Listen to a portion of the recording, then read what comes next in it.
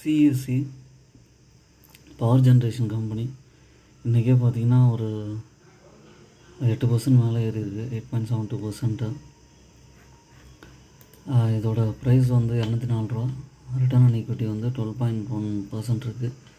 Kolkata based power generation and distribution company. Dividend ஈல்டும் நல்லா கொடுப்பாங்க, 2.21%. ஆர்ஓசி வந்து 11.6. ஒரு நவம்பர் போல் வாங்கி வச்சுருந்தோன்னா இதெல்லாம் 80 ருபீஸ் ரேஞ்சில் இருந்தது, 200 வரைக்கும் போயிருக்கு. இது கண்டினியூஸாக வந்து ப்ராஃபிட் கொடுக்க வேண்டியது.